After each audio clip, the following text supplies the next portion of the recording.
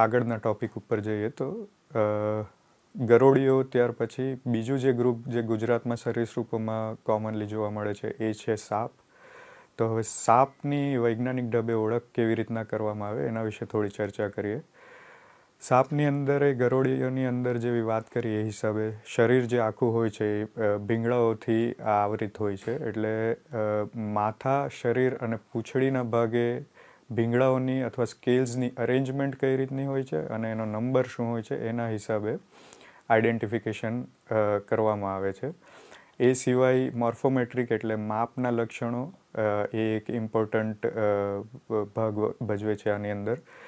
બીજું, સાપના દાંતનો પ્રકાર કેવો છે અને દાંતની રચના કેવી છે એ ટેક્સોનોમિકલી અથવા આઈડેન્ટિફિકેશન માટે એક ઇમ્પોર્ટન્ટ કેરેક્ટર છે. સાપના મેલના જે પ્રજનન અવયવો છે જેમને હેમિપીનસ કહેવામાં આવે છે, એમની સંરચના કઈ રીતની છે એ બી અમુક સાપના ગ્રુપની અંદર આઈડેન્ટિફિકેશન માટે એક મહત્ત્વનું કેરેક્ટર છે. પણ સૌથી બેઝિક અને ઇમ્પોર્ટન્ટ વસ્તુ જે આઈડેન્ટિફિકેશન માટે શરૂઆત માટે જોઈએ એ છે ભીંગડાઓની ગણતરી અથવા સ્કેલેશનનો ડેટા. પ્રસ્તુત સ્લાઇડની અંદર તમે જોઈ શકો છો કે એક ટિપિકલ સાપના માથાના ભાગ ઉપર જે સ્કેલ્સ આવેલા હોય એ કઈ કઈ રીતના અરેન્જ થયેલા હોય અને એની પ્લેસમેન્ટના હિસાબે અથવા એ કઈ જગ્યાએ સ્થિત છે એના હિસાબે એ દરેક સ્કેલને ઇન્ડિવિજ્યુઅલ નામ આપવામાં આવ્યું છે. અને એ નામ હિસાબે એનો શેપ, સાઇઝ અને નંબર એ અલગ અલગ ગ્રુપ્સમાં અથવા પ્રજાતિઓમાં અલગ અલગ હોઈ શકે અને એના આધારે એમનું આઈડેન્ટિફિકેશન કરી શકાય. એ સિવાય બોડીની નીચેના, શરીરની નીચેના જે બેલી સ્કેલ્સ અથવા વેન્ટ્રલ સ્કેલ્સ જેમને કહેવામાં આવે એ અને પૂંછડી નીચેના જે સ્કેલ્સ જેમને સબકોર્ડલ અથવા ટેલની નીચેના સ્કેલ્સ તરીકે ઓળખવામાં આવે, એમનો નેચર અને પ્રકાર અને એમની સંખ્યા એ આઈડેન્ટિફિકેશનમાં એક મહત્ત્વનો ભાગ ભજવે છે. આ સિવાય સાપનું જે બોડી ડોર્સલ સાઈડ અથવા તો પૃષ્ઠભાગ ઉપર જે નાના ભીંગડાઓથી કવર થયેલું હોય એનો નંબર એ એક ઇમ્પોર્ટન્ટ ભાગ ભજવે છે અને એમને આઈડેન્ટિફિકેશન માટે ગળાના ભાગે, શરીરના મધ્ય ભાગે અને પૂંછડી જ્યાં શરૂ થતી હોય ત્યાં એ 3 જગ્યાએના ડોર્સલ સ્કેલ્સનો નંબર એ આઈડેન્ટિફિકેશન માટે એક ઇમ્પોર્ટન્ટ કેરેક્ટર છે. પ્રસ્તુત સ્લાઇડની અંદર તમે જોઈ શકો છો કે અલગ અલગ સાપની અંદર માથાના ભાગે જે સ્કેલ્સની રચનાઓ છે એ અલગ અલગ હોઈ શકે છે અને આ સંરચના એ અલગ અલગ પ્રજાતિઓ અને અલગ અલગ જૂથ વાઇઝ ફિક્સ હોય છે. એટલે એને આઈડેન્ટિફિકેશનના કેરેક્ટર તરીકે તમે યુઝ કરી શકો છો. આ સ્લાઇડની અંદર તમે જોઈ શકો છો કે સાપની અંદર મુખ્યત્વે 2 પ્રકારના જે ડોર્સલ સ્કેલ અથવા પૃષ્ઠ સ્કેલ જેને કહેવામાં આવે એ જોવા મળે છે. એક જે છે એને કહેવામાં આવે છે સ્મૂધ સ્કેલ કે જેની ઉપર કોઈ પણ પ્રકારનું બીજી કોઈ રચના જોવામાં નથી આવતી અને બીજો પ્રકાર છે જેને કીલ્ડ સ્કેલ કહેવામાં આવે. કીલ્ડ બેઝિકલી એક સ્કેલની ઉપરના ભાગે એક લીટી જેવી ઉપસેલી દેખાય જેને આપણે વહાણનો આગળનો ભાગ હોય જેને અંગ્રેજીમાં કીલ કહેવામાં આવે એ નામ ઉપરથી આ સ્કેલનું નામ પડ્યું છે કીલ્ડ સ્કેલ્સ. સો આ એક ઇમ્પોર્ટન્ટ કેરેક્ટર છે સાપના આઈડેન્ટિફિકેશન માટે. આ સ્લાઇડની અંદર તમે ઉપરના ભાગે જોઈ શકો છો કે સ્મૂધ જે સ્કેલ્સ હોય એ પ્રકારના સાપો જેમની અંદર સ્મૂધ સ્કેલ જોવા મળે છે એનું એક એક્ઝામ્પલ છે અને નીચેની સાઈડે જે ફોટો છે એની અંદર તમે એની ઉપર એક ઉપસેલો કીલ તમને જોવા મળે છે કે જેના આધારે તમે કહી શકો કે આની અંદર સાપની અંદર ભીંગડાનો કયો પ્રકાર જોવા મળે છે. હવે આપણે સાપના આઈડેન્ટિફિકેશનના કેરેક્ટર્સ પછી ગુજરાતમાં મુખ્યત્વે જોવા મળતા સાપોના જે ગ્રુપ્સ છે એના વિશે થોડી વાતો કરી લઈએ.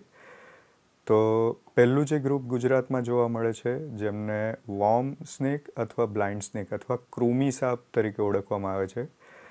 આ ગ્રુપની 3 પ્રજાતિઓ ગુજરાતમાંથી હજી સુધીમાં નોંધાઈ ચૂકી છે. આ સાપો બહુ નાની સાઇઝના અને કૃમિ જેવડા લગભગ 15થી 20 સેન્ટીમીટર જેટલા અને જમીનમાં રહેતા સાપો છે. જનરલી એ લોકો કીડીના ઈંડા ઈયળો અને નરમ શરીરવાળા અપૃષ્ઠવંશી અથવા ઇન્વર્ટિબ્રેટ એનિમલ્સને પ્રે કરીને અથવા ખાઈને જીવતા હોય છે. ત્યાર પછીનું બીજું ગ્રુપ છે જેને ઢાલપૂછ અથવા અંગ્રેજીમાં શીલ ટેલ્ડ સ્નેક્સ તરીકે ઓળખવામાં આવે છે. આ ગ્રુપના 2 પ્રજાતિઓ ગુજરાતમાંથી હજી સુધીમાં નોંધાઈ ચૂકી છે. આ પણ થોડા નાની સાઇઝના અને જમીનમાં દર બનાવીને રહેતા સાપ છે અને જેમની પૂંછડી ઉપર ઢાલ જેવી રચના હોય છે. આ સાપોનું જે ગ્રુપ છે એ દુનિયામાં ફક્ત ભારત અને શ્રીલંકામાં જ જોવા મળે છે. ગુજરાતમાં જેની 2 પ્રજાતિઓ નોંધ છે અને સામાન્ય રીતના ભેજવાળા પહાડી જંગલોમાં જોવા મળે છે અને ગુજરાતની અંદર દક્ષિણ ગુજરાતના અને ડાંગના જંગલોમાંથી નોંધ છે. પ્રસ્તુત ઇમેજની અંદર તમે શીલ ટેલ સાપનું એક એક્ઝામ્પલ જોઈ શકો છો અને બીજી તસવીરની અંદર તમે એની જે ઢાલ જેવી પૂંછડી છે એને જોઈ શકો છો. ત્રીજું ગ્રુપ છે પાયથન્સ અને બોઆઝનું. આ 2 ગ્રુપ કમ્બાઈન થઈને એક ગ્રુપ તરીકે મેં લીધું છે. સામાન્ય ભાષામાં અજગર અથવા બોઆ જેને કહેવામાં આવે. 3 પ્રજાતિઓ ગુજરાતમાં નોંધ છે 2 જાતિઓમાંથી, અજગર અને રેતીના બોઆ. ભરાવદાર શરીરવાળા સાપ હોય છે. અજગર જે હોય છે એ કદમાં મોટા હોય છે અને બોઆ એ કદમાં થોડા નાની સાઇઝના હોય છે. પીઠ ઉપર ભીંગડાની હરોળ જે હોય છે એ નંબર્સમાં બીજા બધા સાપના ગ્રુપની કમ્પેરિઝનમાં વધારે હોય છે અને પેટના ભાગેના ભીંગડા એ થોડા નાના હોય છે. અજગર જે છે એ ઈંડા મૂકવાવાળા સાપ છે અને બોઆ જે છે એ જીવંત બચ્ચાઓને જન્મ આપે છે. 3 પ્રજાતિઓની ઇમેજ તમે આ સ્લાઇડમાં જોઈ શકો છો. ઉપરના ભાગે જે છે એ ઇન્ડિયન રોક પાયથન અથવા જેને સામાન્ય ભાષામાં આપણે અજગર કહીએ. નીચેની સાઈડે રેડ સેન્ડ બોઆ અને જેને ચાકરણ તરીકે ઓળખવામાં આવે છે અને બીજી બાજુ છે એને કોમન સેન્ડ બોઆ તરીકે ઓળખવામાં આવે. ત્યાર પછીનું જે સૌથી વધારે ડિસ્ટ્રીબ્યુટેડ અને સૌથી વધારે ડાયવર્સિટી ધરાવતું ગ્રુપ છે સાપોનું, એને કોલ્યુબ્રિડ્સ કહેવામાં આવે છે, જેમને ટિપિકલ સ્નેક્સ અથવા સામાન્ય સાપો એવું કહેવામાં આવે છે અને દુનિયાની અંદર એ સાપોનું આ સૌથી મોટું કુળ છે. ગુજરાતની અંદર આ ગ્રુપમાંથી લગભગ 30 જેટલી પ્રજાતિઓ અને જે 15 જેટલી જાતિઓમાં વહેંચાયેલી છે એ જોવા મળે છે. કદ અને શારીરિક રચનામાં બહુ જ વિવિધતા જોવા મળે છે. અમુક જે પ્રજાતિઓ છે એ લગભગ 1 ફૂટથી નાની હોય છે, જ્યારે બીજી અમુક પ્રજાતિઓ છે એ 8થી 9 ફૂટ સુધીની થઈ શકે છે. આખા ગુજરાતમાં જોવા મળે છે. મોટે ભાગેના સાપો આ ગ્રુપના એ બિનઝેરી છે, પણ અમુક પ્રજાતિઓની અંદર પાછળના ભાગે ઝેરના દાંત હોય છે અને જેમને રિયર ફેંગ્ડ સ્નેક્સ તરીકે ઓળખવામાં આવે છે. પરંતુ આ પ્રકારના સાપો માણસ માટે ઘાતક નથી હોતા. આ સ્લાઇડની અંદર તમે ગુજરાતમાં જોવા મળતા થોડા કોલ્યુબ્રિડ સાપના એક્ઝામ્પલ્સ જોઈ શકો છો, જેની અંદર જે સૌથી મોટી ઇમેજ છે એ સાપને વાલેસોફિસ ગુજરાતેન્સિસ તરીકે ઓળખવામાં આવે છે સાયન્ટિફિકલી, અને આ સાપ આખા વિશ્વમાં ખાલી ગુજરાતમાંથી જ નોંધ છે અને જેની ડિસ્કવરી 2016ની અંદર ગુજરાતમાંથી કરવામાં આવી હતી. ત્યાર પછીનું સાપોનું જૂથ છે એલાફિડ્સ. હવે એલાફિડ સાપોની અંદર 14 જેટલી પ્રજાતિઓ ગુજરાતમાંથી નોંધ છે. હવે આ ગ્રુપની અંદર જે બી બધા સાપો છે એ બધા ઝેરી સાપો છે અને એની અંદર ન્યુરોટોક્સિક વેનમ એટલે કે ચેતાતંતુઓ પર અથવા ચેતાતંત્ર પર અસર કરતું ઝેર જોવા મળે છે અને મોટેભાગના સાપો માણસો માટે ઘાતક છે. સામાન્ય ભાષામાં કહીએ તો નાગ, ક્રેટ, કોરલ સ્નેક અને બીજા બધા દરિયાઈ સાપો જે ગુજરાતમાં જોવા મળે છે એ મોટે ભાગે બધા આ જૂથમાંથી આવે છે. હવે આમનું એક મેઇન કેરેક્ટર એ છે કે ટૂંકા ખાંચાવાળા અને સ્થિર ઝેરના દાંત એ સ્કલની અંદર આગળના ભાગે જોવા મળે છે, જેને ફેંગ્સ કહેવામાં આવે છે.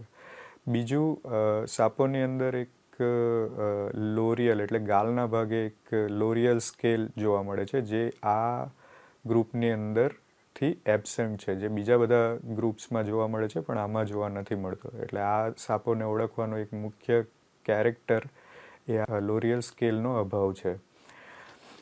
દરિયાઈ સાપોની વાત કરીએ તો એમના પેટના જે ભીંગડા હોય છે એ બહુ જ સંકુચિત અને નાની સાઇઝના હોય છે અને એ લોકો સાઈડ ઉપરથી અથવા પાર્શ્વ બાજુએથી ચપટા શરીરવાળા અને પૂંછડી જે છે એ ફ્લિપર જેવી થયેલી હોય છે જે તરવામાં મદદરૂપ થઈ શકે છે.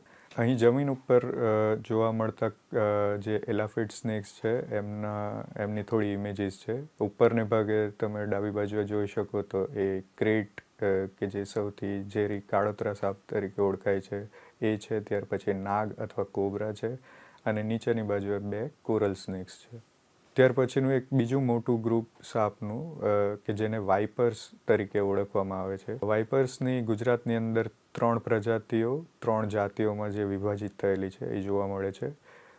પિટલેસ અને પિટ વાઇપર્સ એ 2 ગ્રુપ ગુજરાતમાં જોવા મળે છે. પિટ એટલે સાપોની અંદર અમુક સાપોમાં નાકના છિદ્ર અને આંખની વચ્ચે એક હીટ સેન્સિંગ ખાડા જેવી રચના હોય છે કે જેને પિટ કહેવામાં આવે છે. હવે એ પિટ જે વાઇપર્સમાં પ્રેઝન્ટ હોય અથવા જે વાઇપર્સની અંદર એ પિટ સેન્સ આવેલી હોય છે એને કહેવામાં આવે છે પિટ વાઇપર્સ. અને જે વાઇપર સાપોની અંદર એ સેન્સ એબસન્ટ હોય છે એમને કહેવામાં આવે છે પિટલેસ વાઇપર્સ. શરીર થોડું મજબૂત અને જાડું હોય છે અને પૂંછડી ટૂંકી હોય છે. ત્રિકોણાકાર મોઢું, માથાના ભાગ ઉપર નાના ભીંગડાઓ હોય છે. તમે જે સેપરેટ મોટા ભીંગડાઓ જે બીજા સાપોમાં જોવા મળે છે એ આમની અંદર નથી હોતા. આમનું ઝેર હિમોટોક્સિક હોય છે એટલે કે શરીરને અંદરથી પચાવતું અને લોહીને ડિસ્ટ્રોય કરતું ઝેર આ ગ્રુપની અંદર જોવા મળે છે. આમના ફેંગ્સની વાત કરીએ તો એ હિન્જ્ડ એટલે કે વાંકા વળી શકતા અને મોટી સાઇઝના ફેંગ્સ આ સાપોની અંદર જોવા મળે છે. માથાના ભાગનું જે ભીંગડાઓની રચના અને હેમિપિનલ મોર્ફોલોજી એ ઓળખનો મૂળભૂત આધાર છે આ સાપોની અંદર. પ્રસ્તુત ઇમેજની અંદર તમે ગુજરાતમાં જોવા મળતા વાઇપર્સને જોઈ શકો છો. ઉપરના ભાગે જે 2 ઇમેજીસ છે એ 2 સોચુરેક્સ સોસ્કેલ અને ઇન્ડિયન સોસ્કેલ જે 2 સબસ્પીશીઝ ગુજરાતની અંદર જોવા મળે છે એ છે જેને સાદી ભાષામાં ફુરસા કહેવામાં આવે છે. નીચેની બાજુએ રસલ્સ વાઇપર અને ગુજરાતમાં જોવા મળતો એકમાત્ર પિટ વાઇપર જેને બાંબુ પિટ વાઇપર તરીકે ઓળખવામાં આવે છે એ છે. હવે સાપો પછી આગળ વધીએ તો આપણે કાચબાઓની થોડી વાતો કરી લઈએ. કાચબાઓનું ગ્રુપ એ ત્યાર પછીનું ગ્રુપ છે. ગુજરાતની અંદર કાચબાઓની વાતો કરીએ તો 11 પ્રજાતિઓ જોવા મળે છે જેની અંદરથી 5 પ્રજાતિઓ જે છે એ દરિયાઈ કાચબાઓની છે. કાચબાઓનું મુખ્ય કેરેક્ટર એ છે કે એમનું બાહ્ય કંકાલ અથવા જે એક્સટર્નલ કવરિંગ હોય છે એ હાડકાનું મજબૂત કવચ કે જેને શેલ તરીકે ઓળખવામાં આવે છે. ઉપરનું કવચ એને કેરાપેસ અને નીચેના કવચને પ્લાસ્ટ્રોન કહેવામાં આવે છે. કાચબાઓની અંદર દાંતોનો અભાવ હોય છે પરંતુ કેરેટીનયુક્ત એક ચાંચ અથવા શીટ જેવી રચના હોય એ પ્રેઝન્ટ હોય છે કે જેના મદદથી એ પોતાનું જે ફૂડ હોય એને કાપી શકે છે અને ખાઈ શકે છે. કાચબાઓ એ બધા કેલ્કેરિયસ ઈંડા મૂકે છે અને કવચ અને ઉપાંગોની રચનાના આધારે એમના જે બોડીની ઉપરના જે શેલની ઉપરના સ્ક્યુટ હોય એની અરેન્જમેન્ટના આધારે એમની ઓળખ કરવામાં આવે છે. પ્રસ્તુત ઇમેજની અંદર તમે ગુજરાતમાં જોવા મળતા અમુક જે ટર્ટલ્સ અને ટોર્ટોઇઝિસ છે એને જોઈ શકો છો. આ સિવાય ગુજરાતની નદીઓ અને વેટલેન્ડ્સની અંદર 2 જાતના સોફ્ટ શેલ ટર્ટલ્સ જોવા મળે છે. એક છે ગેન્જીસ સોફ્ટ શેલ જે થોડા મોટી સાઇઝના થાય છે અને બીજા એક નાની સાઇઝના સોફ્ટ શેલ જોવા મળે છે કે જે સર્વત્ર ગુજરાતમાં જોવા મળે છે. ત્યાર પછી મગરોના ગ્રુપની વાત કરીએ તો ગુજરાતમાં સર્વત્ર આખા ગુજરાતમાં મગરની એક પ્રજાતિ જોવા મળે છે જેને માર્શ ક્રોકોડાઇલ અથવા મગર કહેવામાં આવે છે.